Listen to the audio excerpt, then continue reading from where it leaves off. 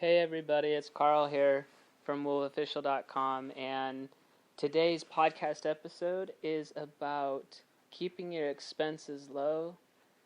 And I think this is really important because, just real briefly, so you have your budget, right? You have your income and you have your expenses. And your income is, the money that you get from your job, and anything else that your side hustles, your investing income, anything like that would go on that left-hand column. And then on the right-hand column is your expenses. So that could be like the food, the water, the shelter, anything that you pay for would be that on the right-hand side of the column. So in a way, there's a lot of stuff that goes around about, oh, don't worry about expenses, just make more money.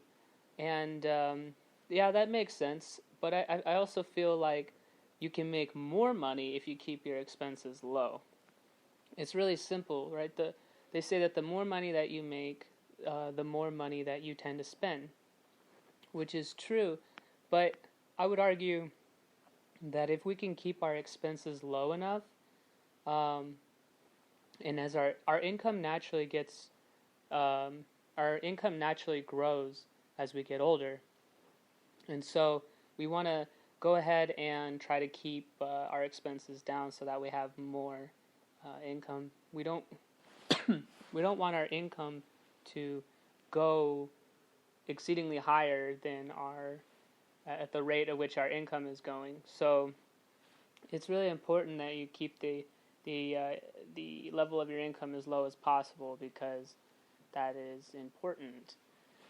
I'm just trying to keep it in layman's terms here, but I would say that most people don't think about like some of the expenses that they are having every day. I would argue that not many people know what they're spending their money on. I mean, they would say that they know that they're going to the In-N-Out Burger, or they're going shopping, and they just kind of just start buying things, but I don't think they truly understand the value of $1 and in relation to what it costs to purchase a stock in the stock market, or a share of a business, anything like that. So the value of the dollar is really important, and once you have something that drives you and motivates you to save more money, it's a lot easier for you to realize, oh, okay, it is important to have less expenses and more income coming in. So, most businesses, even on the bigger level, they're always trying to keep their costs down because that means more profits, right? So I think it's pretty much the same anywhere you go. You have to keep that down so you can pay your employees, so you can hire more employees, so you can grow or whatever. So the same thing is for your personal finances. You want to make sure that what you're buying, you want to have like thousands of dollars extra at the end of the month, so that you can invest more of that into whether it's the stock market or anything else that's going to produce you more money, instead of just buying things that aren't going to. Like, for example, I bought a car, and the car, I'm paying monthly payments on it, which I don't think is a good idea. If you can keep the monthly payment low, yes, but you also got to keep in mind interest. But what I'm getting at is that's eating away from my monthly income that I could be making.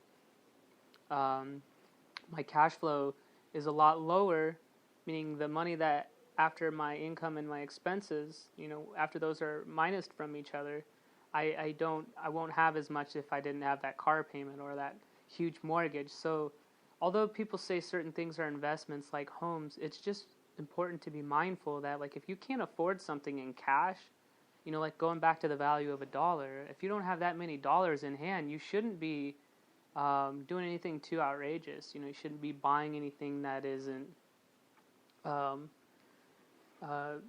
you can't afford. So it's really simple, but like a lot of people don't know about that sort of thing, and I'm trying to do the best I can to explain it, because it's not as cut and dry as it is. You really need to get something like an Excel spreadsheet. Google Sheets is a good one, and then you can keep those two columns and just get a rough idea and see what it is that you're paying for every month. and that put that in the expense column. It could be your cell phone bill. Just get an idea of what it is, and then put your income. Most people just have a job, right? And then they just put that income that you're getting there. And then if you're in the negative, if what you're making from your job is more than your expenses, you're okay. I always believe, as long as you're making ends meet, that's okay. And then anything else at that point, you should be investing, because there's a concept called dollar cost averaging in the investment world, where you are slowly putting money into stocks. You may not have all the money right now at the time, but the fact is you're slowly, putting money in, and that is going to do well over time. So I don't know the full definition of it. I just kind of, it's the act of slowly putting money into it. That's going to help you out. So if you're like me a while back there, where, you don't have a job that is paying you as much as you would like, and you're barely making, you just have just enough for rent, as they say, and maybe $20 extra every month. You got to use that $20 to start buying stock. You have to, or you have to use that money and put it into a business, a real legit business, not something that I would say before you have a real business, put it in the stock market. But if you do have something, I don't know what your deal is or what your business is, but if you do have something, put it in your business. Something that's gonna in the long run make you money down the line. So that's it's a different mindset versus just going. We all like to spend money on clothes. I know I do, but it's necessary that you start investing, especially if I'm talking to the people in their 20s right now, or even less than that, 18. If I was 16 again and I knew what I knew now about the stock market, I would have saved every bit of money that I had earned, and I would have just kept saving it and saving it. I would have kept it in a briefcase when I was little. And then when I was old enough to open up a bank account, I would have taken all that money and I would have thrown it into a bank account, moved that money into a brokerage account, which will be invest into stocks. Bingo, done.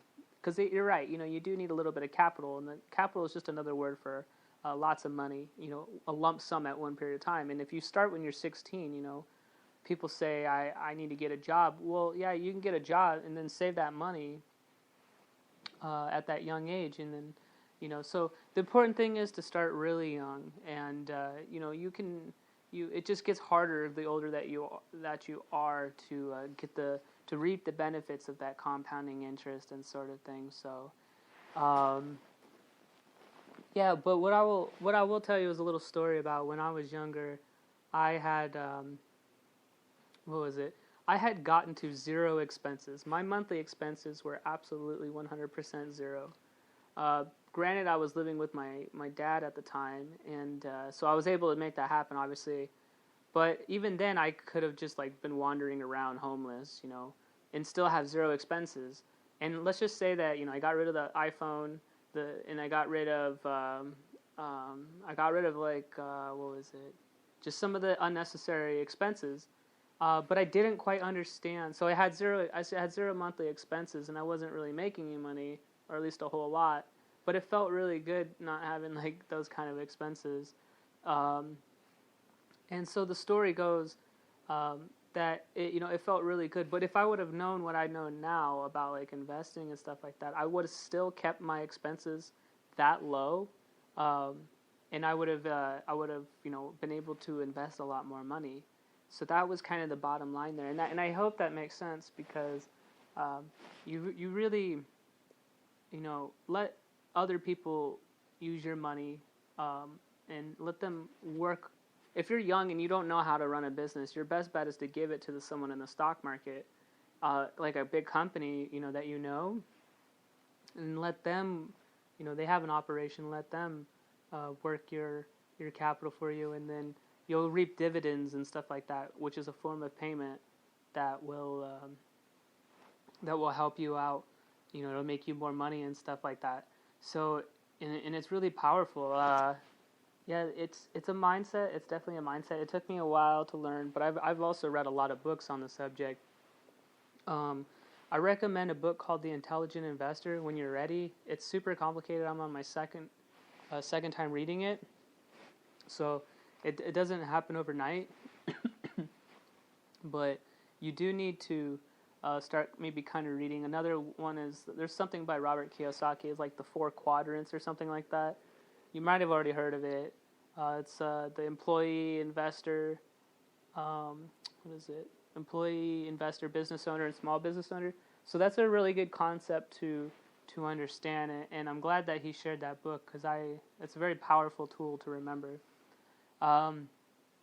We could probably go more into that in detail. Just leave that in the comments if you want me to. But yeah, I'm super advantageous about keeping the expenses as low as humanly possible, because most people have huge car payments, huge house payments, huge bills, huge credit card debt, and how do you ever have enough money at the end of the month if you're paying those huge payments? You know, like, I would argue student loan debt is okay.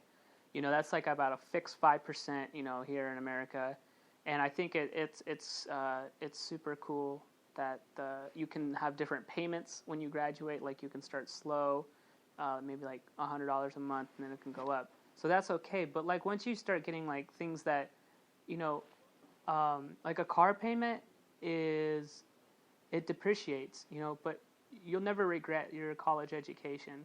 You know, that's something that is really important, and it's going to help you make more money in the long run if you choose to go that route. I know lots of people that didn't go to college that are also doing amazing things. So, but it has been a payoff for me. I absolutely love that I went to college, and I think it's great. But going back to the expenses, be mindful about what expenses you take on, because for me, a college loan was a good idea. It was a very good idea. But if you go and you do something really silly, like college loan makes sense, right? Like, okay, you go that so you can get a good job. Okay, but then you also have people who go and get like a car. Well, do you really need that nice car? Like, could you have bought one for cheaper and possibly cash without a payment? And now you have more money to invest every month, especially if you don't go to college. You do not want to be financing things, you know, because I don't know, it's just, you know, if you're not going to college, you're probably starting your own business, and it's going to take a lot more time to make money. And so the point being, you know, you really want to keep your expenses very low if you're running on small margins like that. So I'm just trying to help you navigate here through the waters, but you can do it with or without college. And this kind of like leaned over towards college a little bit, but the point being, keep your expenses low no matter what you choose. You know, I'm trying to think of some other examples. You know, buy things for very small. Go to the thrift store. You know, I don't have to buy things at like a super high price. You know, that's for people that like just have ridiculous amounts of money, I suppose. But I'm also, so once you start making more money, right? Like, so say I'm talking to one of you that are a millionaire right now. I just want you to be reminded that it's humbling to go to thrift stores and buy things for a small price, especially household items that you don't, you know, why pay premium for that stuff? You know, it's just going to go, people are throwing it away, and then it's going to Goodwill, where you can go to Goodwill and you can buy it for a great price for like 50 cents, you know, like a lamp for 50 cents, and then, you know, you just save $40 for a lamp. You know, it just depends on what your taste is. I get it. Goodwill doesn't have like the greatest selection, but for most things, I'm just saying keep your expenses as low as possible and be creative and use things and recycle things. And yeah, it's just really important to keep the expenses low. You'll never get anywhere if you're barely making ends meet every month, if you know what I mean. So I hope that was really helpful.